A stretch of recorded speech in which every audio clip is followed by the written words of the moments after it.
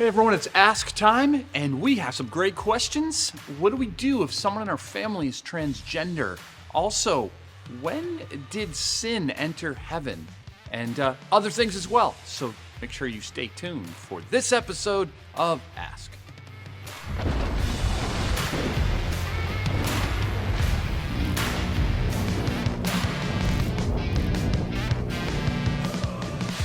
Welcome back once again. I'm Pastor Jamie at Cornerstone Church. This is our episode of Ask, where you, the viewer, you put in our website, cornerstonebv.org. You go to the media page, drop down. You can put in Ask. You can put in your question about Bible, faith, or life. Before I get to the three questions, I do want to make mention that most of them are anonymous. So the person who I answered a question about guns last week and you responded, and I just wanted to let you know I got that response. Really appreciate your input and the way you responded as well. There wasn't a question in there, so we'll leave it at that, but I do want to let you know. Hopefully you're watching. All right, let's get to the first question of today for this week. Pastor Jamie, there is no sin in heaven, right? Was there ever sin there? I'm confused how Lucifer, one of the higher angels, sinned against God. Where did the sin come from? I know Satan, but was he Satan in heaven? If so, how did that happen if there is no sin in heaven? I guess, what came first? The rebellion in heaven, Satan versus God, or the Garden of Eden? I think I even confused myself with this question. Good luck. Well, thank you very much. I appreciate it. We can look at a lot of places in the Bible. I'm not going to go over all of it about Satan and Lucifer, but certainly we can learn all we need to know about the origin of our great adversary, right? Quote, "Then he will also say to those on his left hand, 'Depart from me, you cursed, into the everlasting fire, prepared for the devil and his angels.'" That's from Matthew 25:41. So in this passage, Jesus, what he does is he gives us a look into the future and what awaits Satan. This short verse also confirms a few things suggested about Satan. So consider, right, that in that passage you see Jesus confirms that Satan does exist, right? He was created as an angel, and all angels were created to bring God glory. He led other angels, we call now demons, into rebellion towards God. Those angels are now, as I said, referred to as demons, and they work for him. Right? So he and his demons, they will eventually be punished in eternal fire because of this rebellion and this sin. So also in Luke 10, I saw Satan fall like lightning from heaven. In this verse, Jesus is talking about the authority he gives to his disciples over Satan and his demons. So what do we learn about Satan, though, right, from the words that Jesus said? First, Christ was a witness to, he knows, an actual time in which the rebellious and sinful angels were cast out of heaven. So first, he is a created being, meaning Satan and his demons. They were part of the host of angels. And second, Satan led these other angels into rebellion because of wicked pride. And third, Satan and his demons are not as powerful as God. He has prepared a lake of fire for their everlasting torment. And it's out of this evil, prideful, and wicked origin that all of mankind needs to be aware of Satan, and because of the work he's doing in the world today. So their sin was before Adam's, but it's different because they're angels, not people. There is and never will be redemption for demons and their leader, the devil. Okay, second question. Two of my brother's young adult children have embraced the lie of transgenderism. How do we deal with it? They've changed their names from male to female. They've been undergoing medical and surgical treatment to change their true identity, in quotes. We love them, but are having a very difficult time relating to them, and calling them by their new names feels wrong. But they've made it clear that they feel persecuted and unaccepted if their old names, they call them dead names, I suppose, are used. How do we show them Christ's love and acceptance without compromising what we know to be true?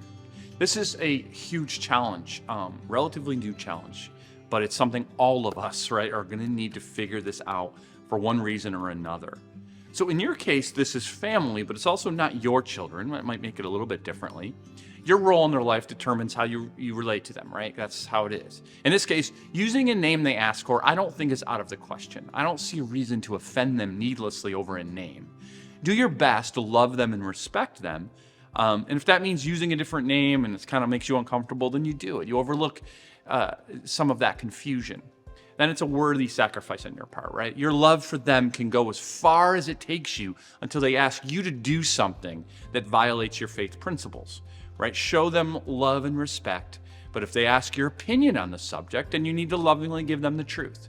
They might not like it, but if you have been willing to love and respect them as best as you can, they will probably still respect you back. If not, there's nothing you can do about it. Truth is truth. And at a certain point, if someone's going to hate us for truth, they have to. So what we have to do, in other words, is treat people who like this with love and respect for as much as we can.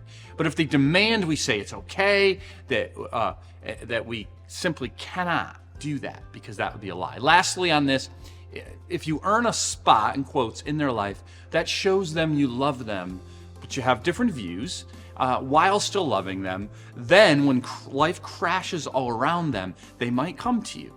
And it will happen. That kind of life is not sustainable because it covers up a lot of brokenness and pain that is bound to show up eventually in their life. So hopefully, if you are regularly praying for the opportunity to speak in their life, then they'll come to you, and it'll be a great opportunity to share the truth that is redemption and love is found in Jesus Christ. Okay, last question for this week. Can you explain what 2 Corinthians 12, 2-4 speaks about specifically? Sure. Here's the verse that Paul wrote to the church in Corinth. In quotes, I know a man in Christ who 14 years ago was caught up to the third heaven. Whether in the body or out of the body, I do not know. God knows. And I know that this man was caught up into paradise. Whether in the body or out of the body, I do not know. God knows. Verse 4, and he heard things that cannot be told, which man may not utter. All right, so remember, context is everything. And the context here is that Paul feels compelled to the Corinthian church to defend his credentials. See, false teachers were coming to town and were attacking Paul mightily at that time in the city of Corinth. And Paul clearly felt weird about defending his credentials, and that's why he does not name himself as to who had this vision, but it was him. Essentially, Paul had this vision of the third heaven, and this was to differentiate the sky, like where the birds are, and space, where the sun and stars are. So the third heaven is paradise, where God dwells. This vision took place at some point just before his first missionary journey, if you follow in the book of Acts. The interesting thing about this vision is that it was so utterly fantastic that Paul doesn't have the words to describe heaven. God gave him this vision perhaps to inspire Paul. You suffer now, Paul, but look what awaits you, and gives Paul the reason. This is the reason you suffer, to tell people how they can be here for eternity. So it's an interesting thing to note is that Paul was given a vision of heaven and did not have the words to describe it. But now we have many supposed accounts of people, many including children, who supposedly experienced heaven and tell us about it. These, what we call heaven tourism books, they're very suspicious to me.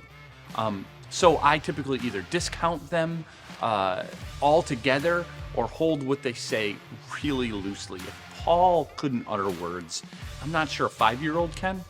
I'm not saying it's beyond the realm of possibility, but it's something we should be very careful about reading those types of books. Okay? Hopefully this has been helpful. We'll see your questions in the future. Just go to cornerstonebv.org. Hey, when you watch this, make sure you like, share, wherever you see this, with your friends and family so they may see it as well. Hopefully we'll see you this weekend. Our services, we have 3, 5 o'clock on Saturday, 9 o'clock or 11 o'clock on Sunday. Bring your kids, bring a friend, and hopefully we can enjoy worshiping God together. See you soon. God bless.